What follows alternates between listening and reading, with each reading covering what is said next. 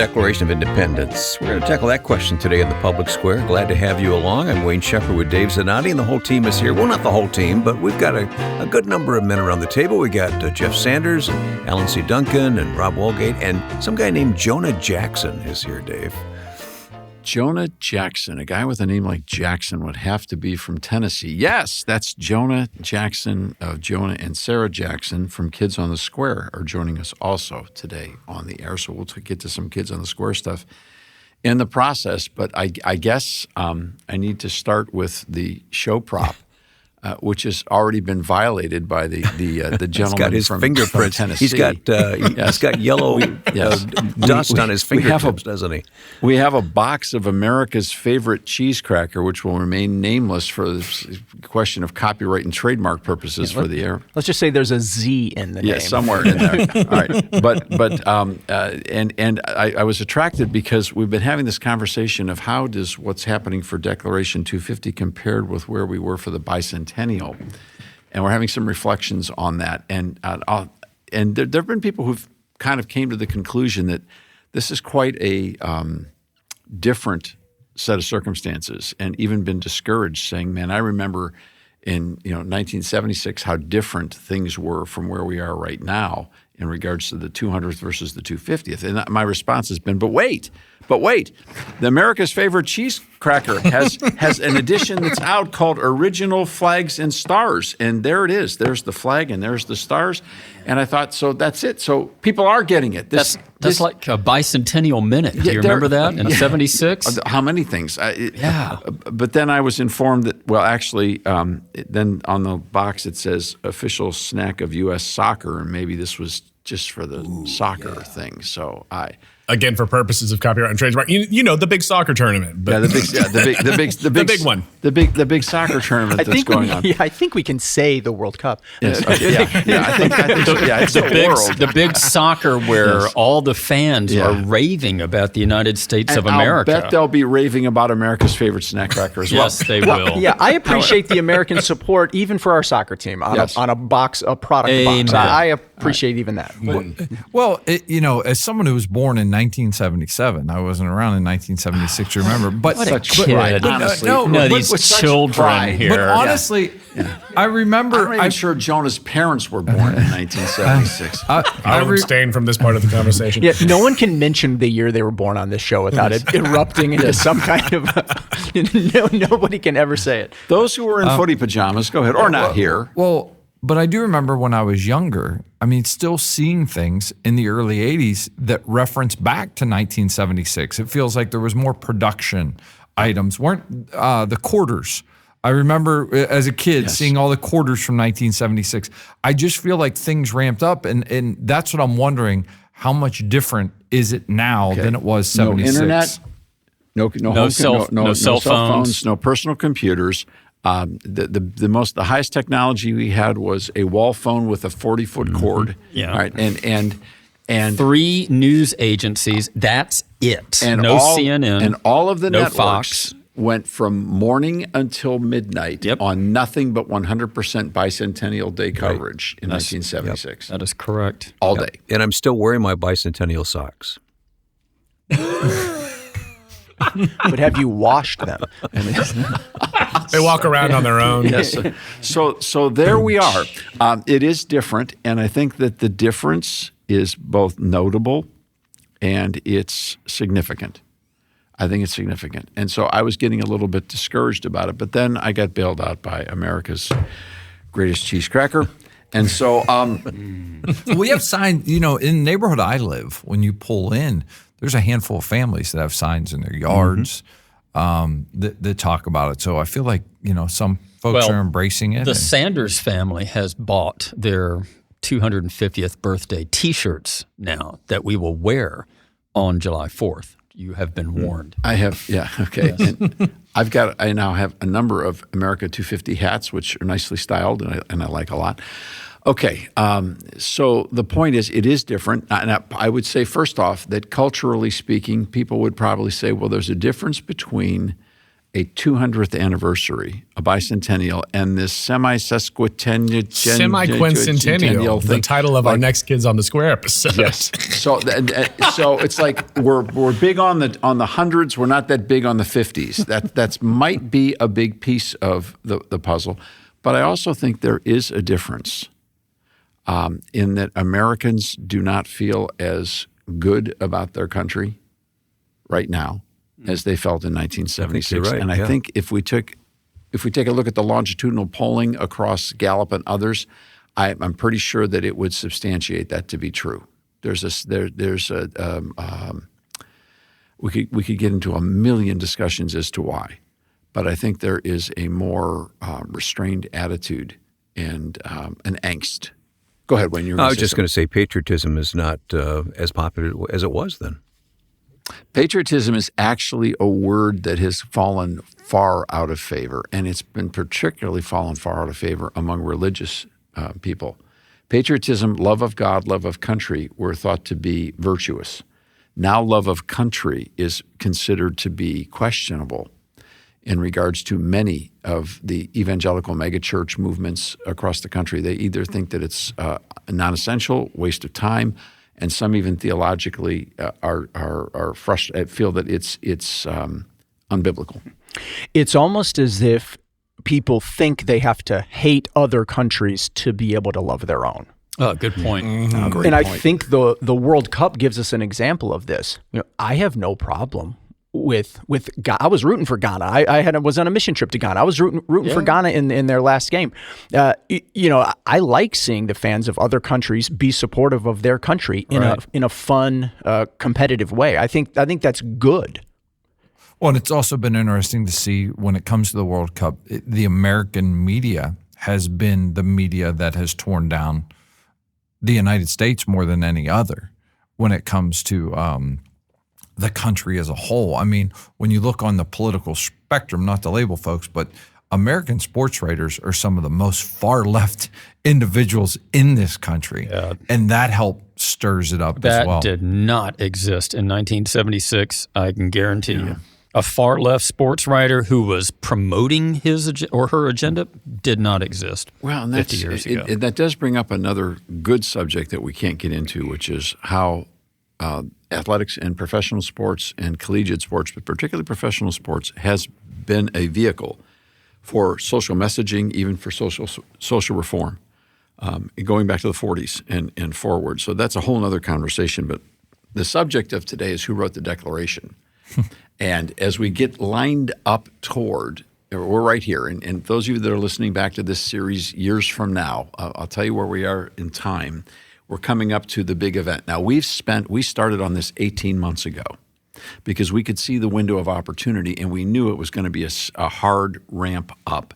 And we knew that we would be fighting organizations, institutions, and other media outlets that who have much more money and much more, quote, now I won't even use the word. They just had more money. They have more money and more opportunities in many ways to influence the perception of public opinion, that we knew it was going to be an uphill battle. And so we've been battling for 18 months. And I will tell you, I am thrilled with the results. Only because, not because I can meter them, not because I can measure them against anything other than the fact that we have prayed and asked God to help us shine the light of true liberty in this conversation, and we are seeing that is happening, and there are results in people's lives. It's real. So we're coming up to the big launch of what's coming up on July 4th. We'll talk more about that toward the end of the broadcast, and that will, in fact, carry over for the next several weeks, which I think is very, very exciting since we're in the year of celebration. Some people are just going to start on the 4th of July. We've already had an 18-month head start. But we probably ought to get this subject on the table right now in the prep week for the big week. I think it's right for us to challenge the authorship of the Declaration of Independence, because we have been told for all of our lives that Thomas Jefferson wrote the document. And there's just a problem with that, in the fact that the people who were there didn't think that's what happened. The people who were in the room would have said that's not the way it went. And fortunately, we have a number of excellent historians who have been making that case for a long time. One of them is Robert McDonald, who is a professor at the U.S. military colleges. He's taught in a number of universities across the country. He is an expert on the early republic. I happen to know Dr. McDonald. He was one of the first professors I had in my graduate studies on the early republic. He is a fine gentleman, and he and I don't exactly agree on everything. But one thing I can assure you, and he is a much bigger fan of Thomas Jefferson than I am, and we had many conversations about that with great good humor. However, I will tell you with absolute certainty that Dr. McDonald has done a study. It's been around for over 25 years. It's being repeated now in a number of professional journals in which he makes the case based on original source documents that Thomas Jefferson was the pen, but he was not the author of the Declaration of Independence. And it was only in the last year of his life that moniker became attached to Thomas Jefferson. So he didn't even write the first draft, so to speak? I think he did the first draft. Well, Dr. Allen's daughter, Danielle Allen, would have something to say about that we can get into in a later segment. The committee of 5 that was involved included Jefferson.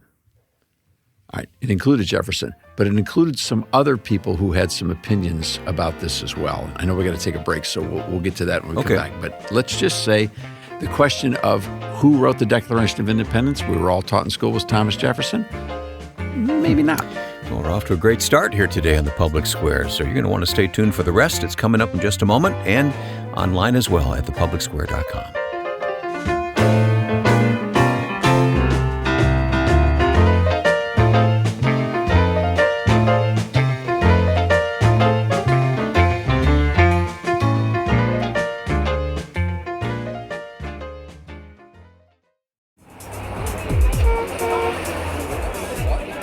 Spreading the light of liberty across the land. Now back to the Public Square.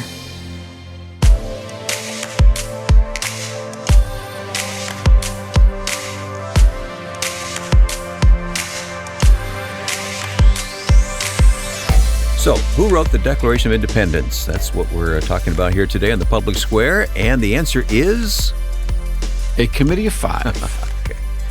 And then a larger committee called the Continental Congress.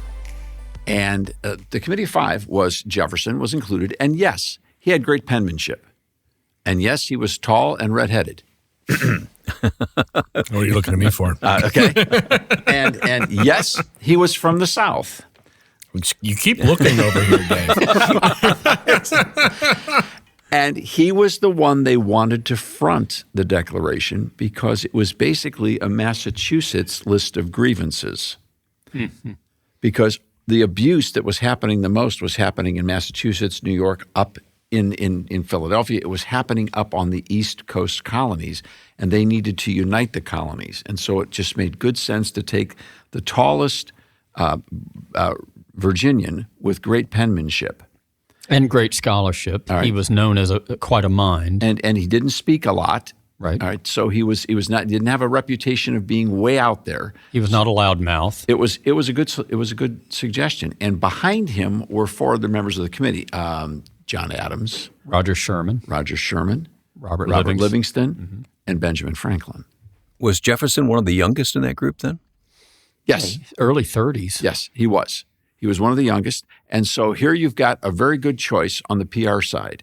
And a number of his, and so they basically gave him the commission of the first draft. And let me assure you that the thoughts, the ideas, much of the writing that was happening in the Carolinas. It was happening in Massachusetts. It was happening on the desk of John Adams' law office in his home. Dr. Allen's daughter, who is Danielle Allen, who is a scholar in her own right, and who I think actually just published a new book. Right. Harvard professor. Yes, you sent around a piece. This has been a while ago. This is a piece from Harvard Library. Let's see. It's Danielle Allen, John Adams on Our Declaration. And she makes the case that she found a proclamation by the General Court of Massachusetts from January 19th, 1776 that was written by John Adams. that bears some striking resemblance to the Declaration of Independence. Can I read a couple of the quotes from that? So it says, "The frailty of human nature, the wants of individuals, and the numerous dangers which surround them through the course of life have in all ages and in every country impelled them to form societies and establish governments." So that's from the General Court of Massachusetts. And it just sounds a lot like the Declaration. It has the meter, the time, and the tone, and the worldview of the Declaration of Independence. Now, and that's John Adams writing. That's John Adams, and which is one of the reasons, by the way, when we dedicate the opening of Declaration Hall, we're doing the groundbreaking on this coming July 4th, and in a couple of years, when this building is completed, when you drive up the front door, you'll literally be going into a replica of the home of John Adams. I got to read one more quote. It's just jumping out here. We should put this in the show notes for the online version of this show. It says, "As the happiness of the people is the sole end of government, so the consent of the people is the only foundation of it." That's not the Declaration. That's this proclamation which precedes it. Boy, I'm telling you, that's it. That's it. That's it. We had a listener recently write talking about the question of Thomas Paine and common sense. And what about Thomas Paine and common sense in the book? Thomas Paine is a very controversial figure because he was on again, off again in regards to faith and doctrine and traditionalism. But when he wrote Common Sense, it was the most popular pamphlet in the colonies. And the most substantive chapter was the chapter on 1 Samuel chapter 8 and the illegitimacy of the monarchy as a preferred form of government from the revelation of the Old Testament, a theme that Eric Nelson, the professor from Harvard, also Jewish professor from Harvard, in writing the book Hebrew Republic, picks up on as well. In other words, there were all of these strands of thought going into this document. Where did the ideas come from? That's why Declaration Hall is the front, the museum part, the gallery where you come in before you go to the Great Hall, is built on Adams' home because the ideas came from John Adams' desk, from Benjamin Franklin's desk, from Roger Sherman and Robert Livingston. Well, and I'll say one thing about Roger Sherman. Jeff has a very popular video about Roger Sherman at the Public Square's YouTube page that's been doing really well, where he just lets people know about this founding father that doesn't get a lot of airtime. No, Thomas Jefferson. Yeah, Jefferson said of him that Roger Sherman never said a foolish thing in all his life. It's one of my favorite Jefferson quotes about one of my favorite founding fathers. Well, and David McCullough in his book on John Adams, and then Tom Hanks picked this up in the film, there's a point which Benjamin Rush, who is the original author of the First Amendment of the Bill of Rights, Benjamin Rush was talking with John Adams about his life and after his retirement, and Adams was off kind of in a fugue of discouragement and that he didn't do enough. He didn't have he wasn't a commanding general on the field, and he didn't do it. And Benjamin Rush says to him in a classic line toward the end of the movie, "But John, you thought for us. You thought for us." And see, even the General Washington, was doing the thinking as well. People didn't realize that. All right, that'll come into the constitutional question, but when it comes to Declaration, where do the ideas come from? And so Thomas Jefferson was the young front man. At the end of his life, the last year, he got most of the credit and it went onto his tombstone. But it wasn't that way because the framers wanted to make certain, and Dr. McDonald makes this point as well, that it wasn't fronted by an individual or by a faction, but that in fact the author was the Congress. It was the people's representatives that wrote this document. They all had a hand in it.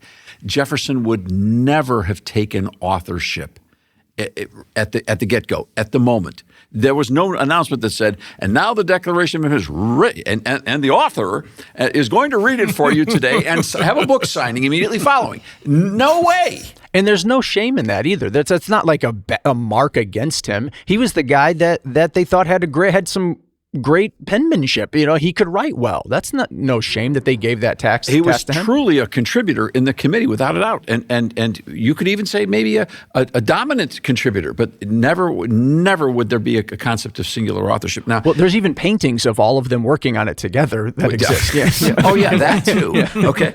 Now, I will tell you that the left in American politics has used, for at least the last 100 years, the Jefferson myth of authorship to their advantage, because Jefferson was by far one of the most secularists of the founding era and of the fundamental first three presidents. It was not to say that Jefferson was a pagan by any stretch of the imagination, but he was not in any way someone who would be comfortable with most statements of faith in evangelical churches today. Even though he called himself a Christian, yes. He said in the truest sense, and he attended church on a regular basis in the U.S. Capitol. Yes, in the U.S. Capitol, and defended religious liberty fiercely. Yeah. All right, so I'm not suggesting at all that he was an atheist or a pagan. But he was one of the more secular, without a doubt. So they wouldn't raise up Roger Sherman, Jeff, and say he had a big influence on it. John Witherspoon. They would not use him either. So the left, from the last 100 years, particularly from the 1950s forward, was seizing upon the Jefferson narrative because it helped them lean into the idea that there wasn't all that much difference between the French Revolution and the American Revolution, and Jefferson was a Francophile. He was in love with France and with the French Revolution. All right? And Washington was the antithesis of that. All right? So they used this because it gave them a liberal spin toward the Declaration. And that was going really well for them until about 1964 and the crest of the Civil Rights Movement, in which Martin Luther King Jr. and the Southern Leadership Group was doing the same thing that Frederick Douglass was doing in regards to the abolition movement before the Civil War, which was pointing to the Declaration of Independence as the fundamental reality why all people are created equal and must live in a society that treats them accordingly in regards to being born in the image of God. And so that, and all of a sudden, when the true people that were in this conflict rose up, making doctrinal statements that reflected the true nature of the Declaration, did someone go, excuse me, wasn't the author a slaveholder? Ruh-roh. And now, Jefferson, as a slaveholder, had a great problem. He literally said that it, like an alarm bell in the night, his conscience was awakened, terrified about the fact that in the midst of this Declaration of Independence and this struggle to define human liberty in a new context in the American enterprise, not only did we continue to have slavery, but he had slaves. He was haunted by it. He was not an advocate. He was haunted by it. He also predicted that if we did not do something about it peacefully, we would do something about it violently. He saw it. Now, so the reason that the left leaned into Jefferson is because they got far more mileage out of Jefferson than out of John Adams.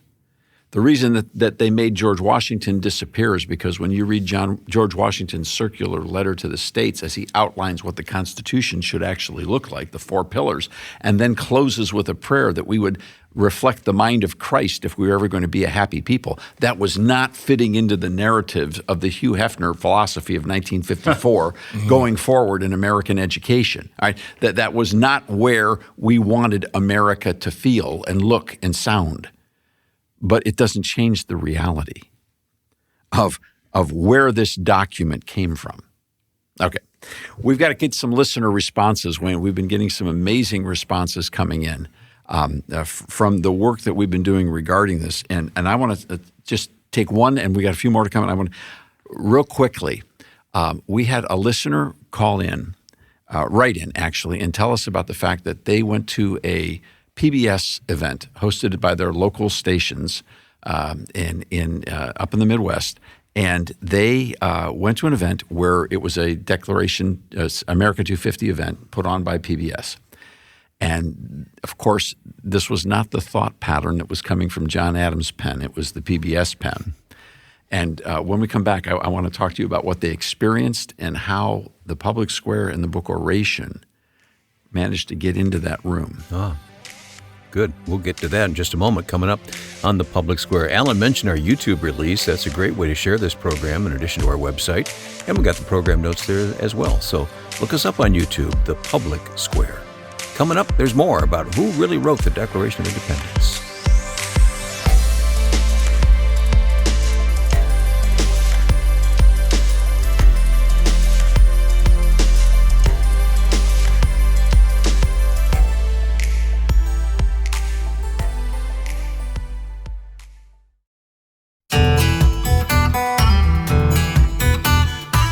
All right, let's continue on the Public Square today, talking about who really wrote the Declaration of Independence. Dave, you referred to an email from a listener.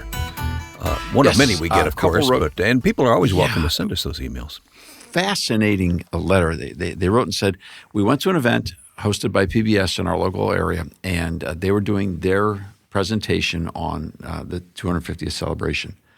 And they said it was clearly not one that we agreed with. And they said that as they were listening, they were thinking about all the programs they'd been listening to on the Public Square. And they were particularly thinking about William B. Allen and the conversations that we've had together, that treasure trove of conversations from, I think, America's preeminent political philosopher.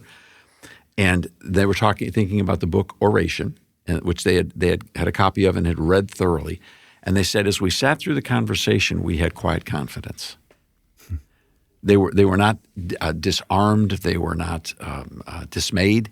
And they said because of the background of the research that they had been doing with much of the materials that we've been presenting here on the Public Square, they were able to ask important questions at key moments that changed the direction of the conversation.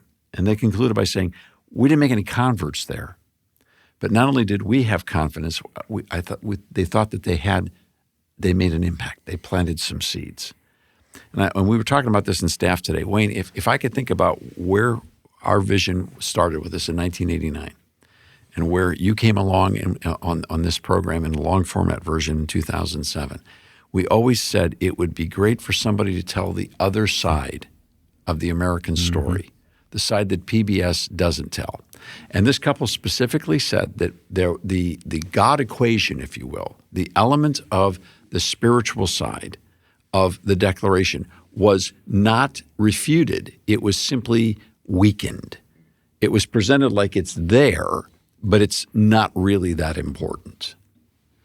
Sort of like it's in the room, they can't get it out of the room, so they're just not going to talk about it, which is what 18 months ago we predicted would happen, because once you open the document and once you read John Adams talking about the consent of the governed, all right, and then you see it in the Declaration of Independence and you ask, gee, and then Thomas Paine says, gee, that came right from 1 Samuel chapter 8. You kind of got the God thing in the room at that stage in the game. Well, and even Jefferson, in one of the articles you sent around today, even Jefferson was saying this came from Montesquieu, among others. Yes. He listed others, but he said it came from Montesquieu, who was a confessing Christian. As was John Locke. Exactly. And that's the other major source. And isn't there a quote, Montesquieu said something like Christianity was the greatest gift ever given to the world? You know, so like that's the thought that it's flowing through. Yeah.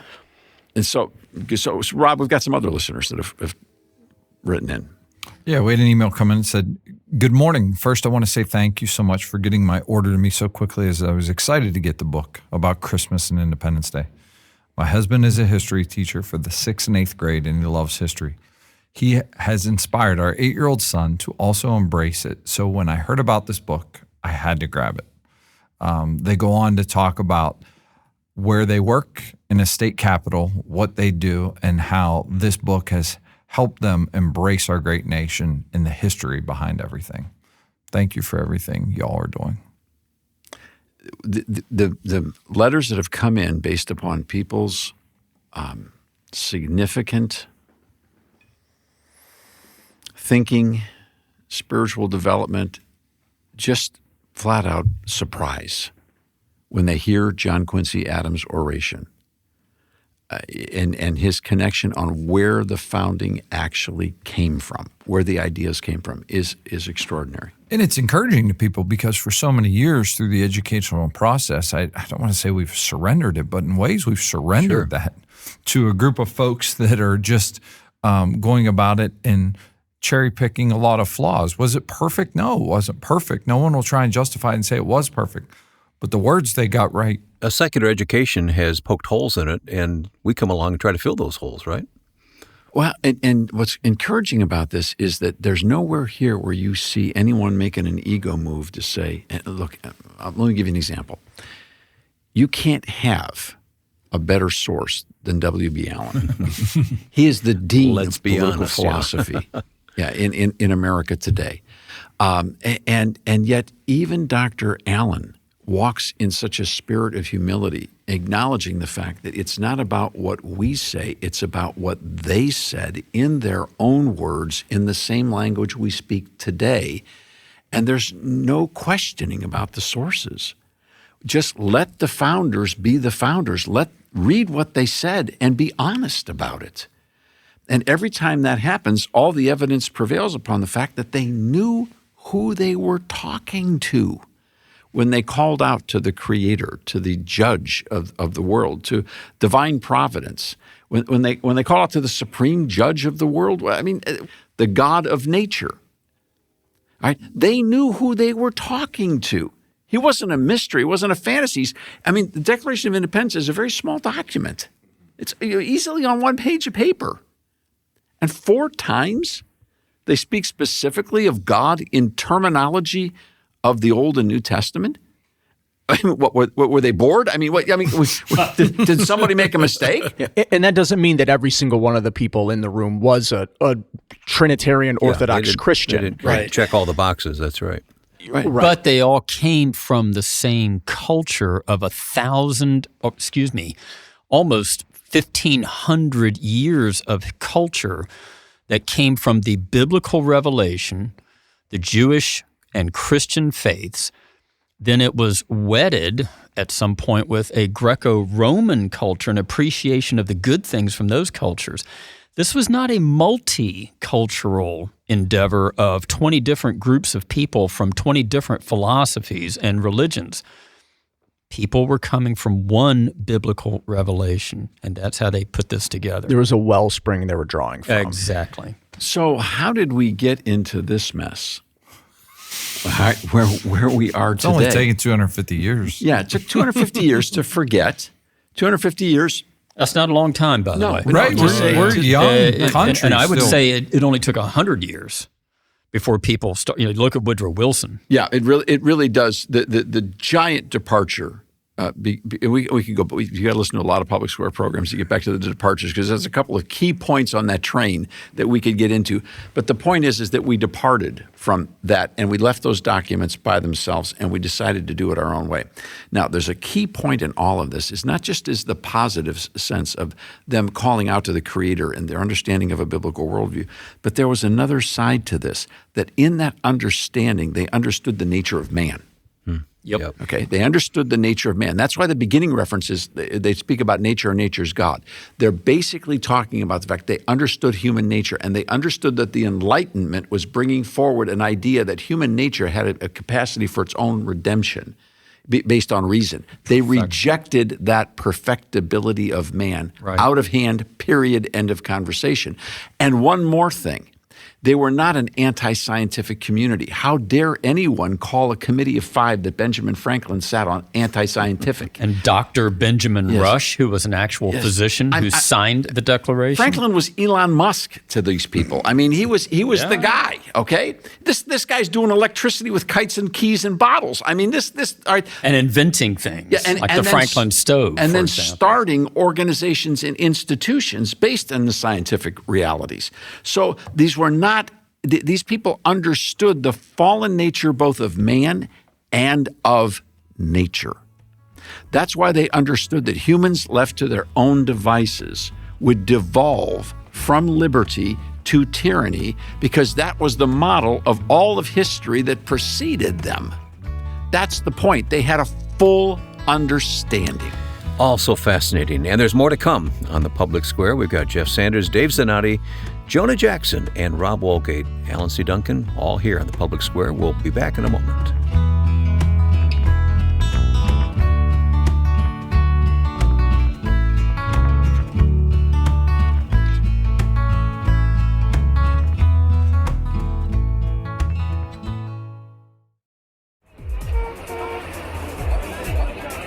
Spreading the light of liberty across the land. Now back to the public square.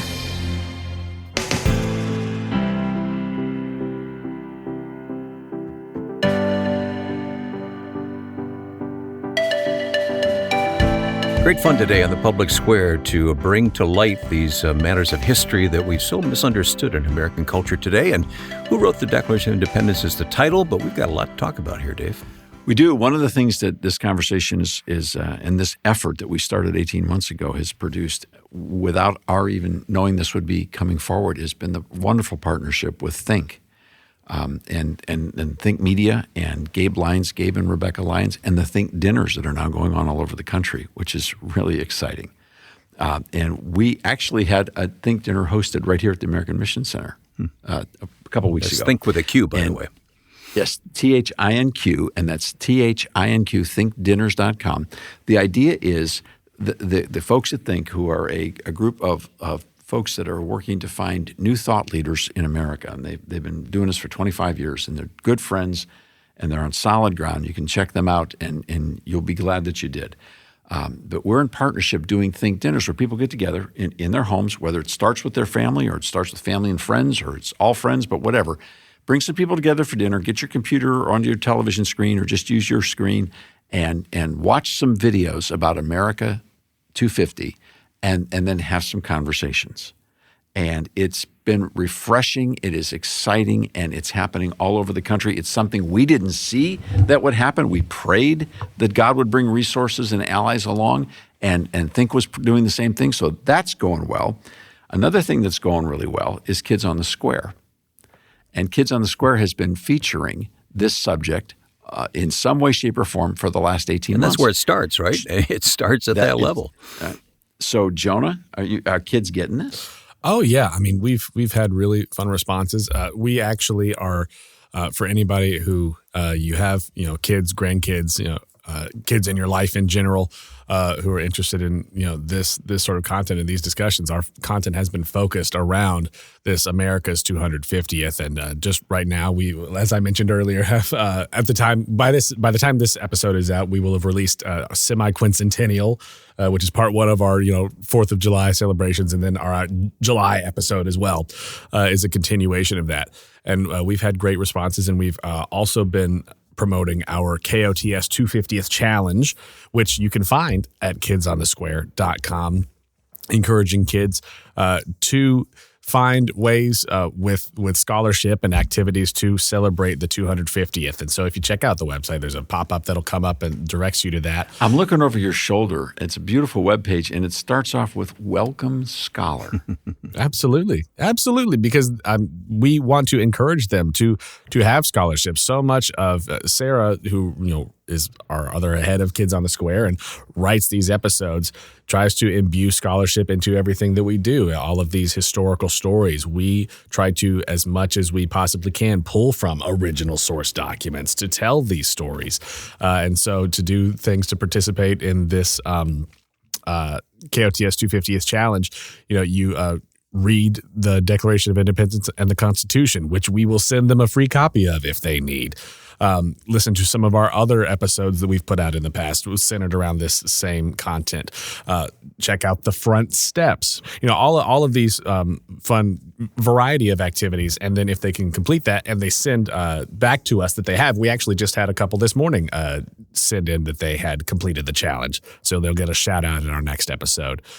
So we are so excited that kids are getting this, that are participating, and we hope to hear from even more of them, and so that we can give them a shout out.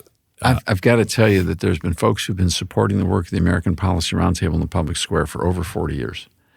And when they hear this information, they have tears in their eyes because they had dreamed that we would get there sooner or later. And by God's grace, it's been sooner, not later, and we're there now. It's also really ironic that some of the episodes that have been going on for the last 18 months have followed the family of John Adams and John Quincy Adams. And one of the episodes talks about their home. And when they recorded that episode, they had no idea that ultimately the home of John and John Quincy Adams would be the model prototype for Declaration Hall. It would be the gallery that we would build as you enter in. And it would define that building. They didn't know, and you know what? I didn't know. Things that have been unfolding here as people have prayed for us and people have thought with us and people have labored with us. This is some really good stuff. In fact, I was stopped dead in my tracks by an ad that you guys put together from Kids on the Square that was being played on the public square. It started off with a young voice saying, "American history is my history." And I stopped dead in my tracks. I was riveted by that statement. And of course, I listened to every word that came on after that. And I thought, what a profound statement to hear a child say. This isn't your history. It's my history too. Yeah. It's all of ours. We're all here, and we should celebrate it. We should embrace it, and learn from it. Talking about the state of, feels like there is a less of a sense of patriotism than there was in '76. Well, let's look back. Let's look back at why we should have that sense of pride in our country we can and fix what we should try to get to. Yeah, we can fix that. And why wait until we're adults to try to fix it? Let's fix it now. Yeah. And Jonah, just to be clear, the kidsonthesquare.com website is for kids, right? Oh, yes. Oh, my gosh. Yes. Please have the kids, with adult supervision, sure. But visit kidsonthesquare.com because we've got, access to any of our episodes that we've put there. And then on these episode pages, if you go and, click on these, you can find that there are resources with each episode. There's activities. There's other things to look at and read, activities to do. Very cool. A variety of things specifically for the kids. And we even have our contact form where we're beginning with our next episode that we're putting out, this July 4th episode. If you're on our email list, you're going to start getting early access to episodes too, so you can hear them even sooner. And there's also ways that you could, if a kid wanted to record a voice message and send it to us to tell us what they think about the show, or say, hey, this is a story from American history, I want to hear it, they can send it to us right there off of the website. Hang on the on. form. You guys have a talk back button on Kids on the Square, and we don't have it on the public square yet? We asked for it. Can adults give suggestions? Of course, yes. Okay, I'm driving into work this morning thinking about we've got to get a talk back button on like we've got with your morning show with Michael DiGiorno on iHeart. We've got to get a talk back button. Okay, here's what I'm right, thinking. that's it. I know there are adults who are going to look over the shoulder of their kids while the kids are on the website, right?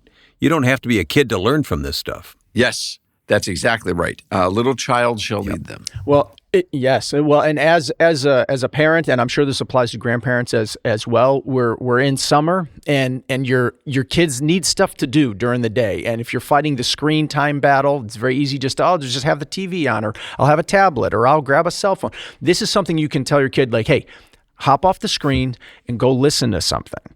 Just close your eyes, whatever, stare out the window and listen to an audio program that is put together by people who do professional plays for a living.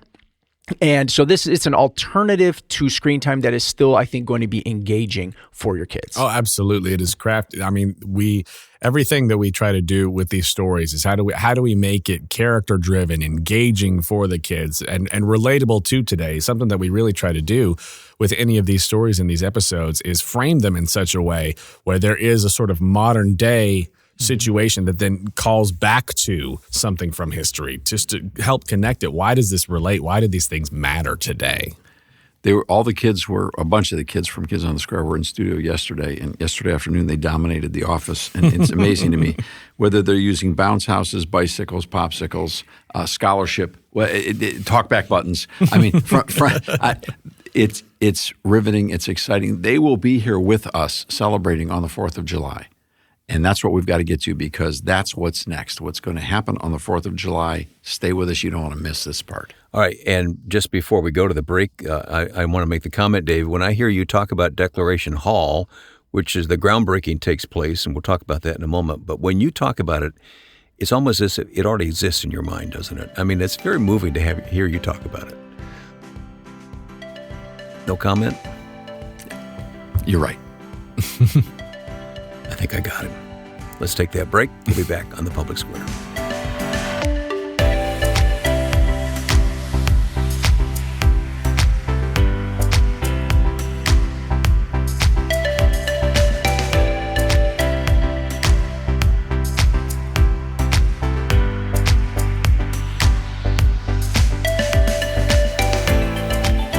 right back for more on the Public Square.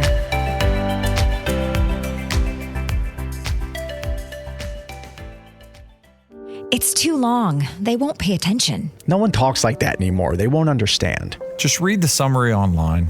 Don't you learn that in It's school? above your reading We level. can tackle that later. American history is my history. Go to kidsonthesquare.com today and find the KOTS 250th challenge. It's a fun, interactive checklist with crafts, puzzles, recipes, and more. Complete the list and you can become a KOTS 250th scholar.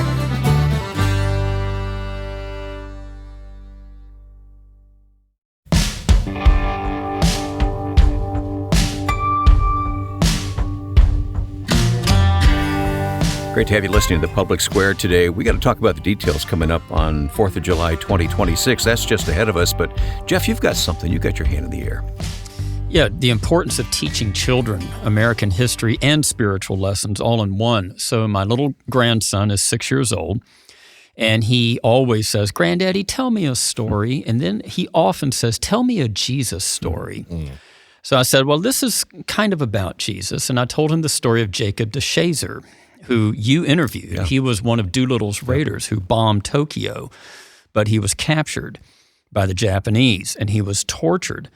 But while he was in prison, he became a believer in Jesus Christ. He got out, he became a missionary to the Japanese, and he wrote a gospel tract. On the other side of this, Captain Mitsuo Fuchida led the attack on Pearl Harbor. Somehow he survived the war. He, in a train station, got the gospel tract written by Jacob DeShazer. Now, as I'm telling this story, my 6-year-old grandson is tracking with me and hanging on every breath that's coming out of my mouth. And when I told him how Mitsuo Fuchida came to know the Lord and Jacob DeShazer came to know the Lord, and the two former enemies were now one in Christ, you could see it click in my grandson's head, and he smiled from ear to ear. I was teaching American history. I was teaching spiritual truth. I was teaching patriotism and spiritual truth all at the same time. Only God could to a orchestrate that 6-year-old. story. Yeah, and he got it. He got It's a it. great story. Well, that's an amazing story, and also reflects the fact if that was a movie that was fiction, we wouldn't believe it. Or we would say that's Or it not could be. possible. But there's so many things that happen throughout history that just are amazing. Or Kids on the Square. It could be a play. It's the sort of thing that I would love to hear a submission for via the contact form on kidsonthesquare.com. Okay, I will fill it out. All right. I will do it. Let's get to July 4th. Thank you, Jeff. Thank you, Wayne. Thank you, Wayne, also for all the introductions you've done to help us over the years. You have been such a source. I've just Laura Hillenbrand and the Louis Zamperini story, and we could go on of people that you have introduced us to. We've shared together in media interviews, and absolutely amazing. And again, I want to go back to that PBS NPR thing. Look, they've been successful for years because they've been filling up a hunger that people have. I'm not playing politics here. Those folks, I actually like the way that they have tried to teach history better than the way most people don't. Even though I disagree with virtually everything, at least they were trying to do something. All right, it's like the opposite of love isn't hatred, it's indifference. And so I may disagree with everything that they're out there saying, or nearly everything, from a political and a policy standpoint. But I can't criticize the fact that they're in the marketplace. And in many times, in many places, genuine Christians and conservatives have not been. We haven't been there. Well, that's why the Public Square and all of the work of the American Policy Roundtable exists, to bring more light into the marketplace. And we certainly cannot do it alone. There are many other wonderful organizations, wonderful missionaries in different organizations all over the country that are trying to do the same thing. The problem is there's not yet even enough of us. We have a lot of work to do. So 4th of July, we're coming together to take what we're doing here to a whole nother level. And that's pretty doggone exciting because what we're doing on July 4th has to do with the next 100 years, should the Lord tarry. And it's going to happen where, Dave? It's going to happen right in Valley City, right here on the campus of the American Mission Center. People are coming in from all over the country. and we're going to have an afternoon picnic from 2 to 5 p.m., and we're bringing in some of our favorite musical artists. And I can tell you this: Ernie Haas and Signature Sound are coming off the road that day, where they are on the road with their America tour in honor of Declaration 250. They're coming off the road to come and be with us. And I will tell you some secrets. That tour that they're out there with right now, we're one of the co-producers on. And we had the privilege to sit with Ernie and dream about how to do that show and to work together, multiple texts and emails and conversations and investments on how to bring this story. And they're out there doing it. They're stopping that special day and coming in here to help us break ground for Declaration Hall. And I'm so excited. I pray that I think it'll probably take about 2 years to build this building, and that they will be the first guests with us, along with Jeff Taylor and all of the First Call Band from Christmas in America that will be here as well, that there will be a concert. Right now it's going to be under a tent. Right?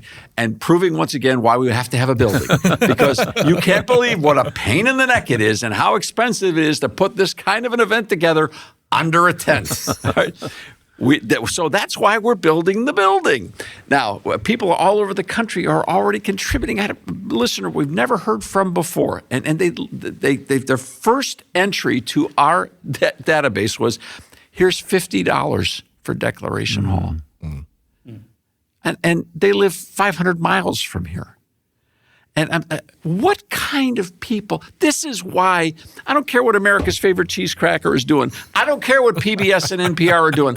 I know there are people out there whom they're sitting in meetings and talking to their friends and their neighbors, and they're getting out their checkbook and they're saying, I still believe in the vision of true liberty. Let's do this together.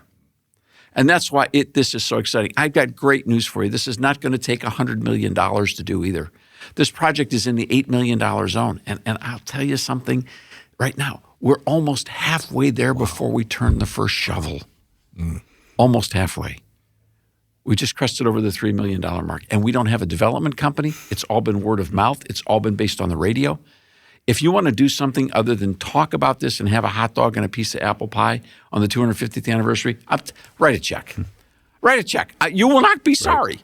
In 45 years of doing this, I've only sent back one check in 45 years. I sent back one check of a contribution in 45 years. Well, I thought I had the funds there, so I'm sorry about that one.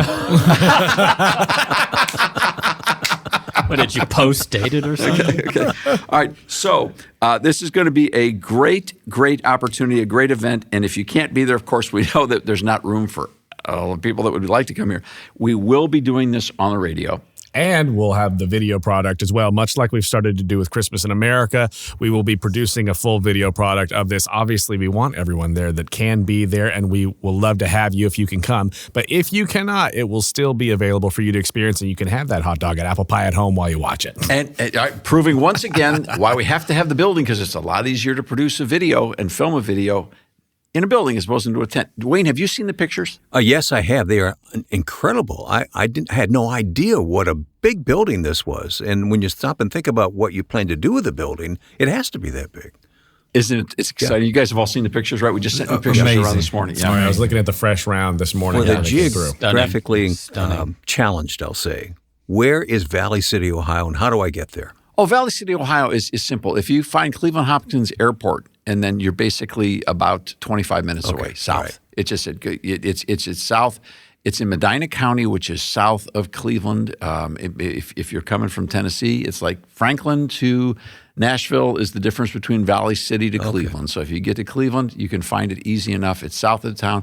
There's plenty of everything to do and be here, and it's going to be a beautiful afternoon. And again, if you can't be here, please pay attention to the video posting on YouTube. Jonah and his team will be doing it. I got to brag on them. They did their first full video, Jonah and the guys, and with our equipment and our people, did the first Christmas in America episode. We had people from New York contacting Jeff Taylor, said, who did the video? I said, you must have had some of the best teams in Nashville doing it. We said, actually, it was a first effort from some of our folks. We really got good people here. And that wouldn't happen if everyone listening wasn't praying. And I want you to thank you for your prayers. Well, all the details for the 4th of July and this big event are on the website, thepublicsquare.com, aproundtable.org. Let us know you're coming and make those plans now. Team, thank you very much. Last word, Dave? Happy 4th of July, almost. Stay tuned. There's much, much more to come. Now I can grab more of America's favorite cheese cracker. Oh, yeah, that's very annoying. I love it. I've been waiting this whole time. The Public Square is a broadcast service of the American Policy Roundtable.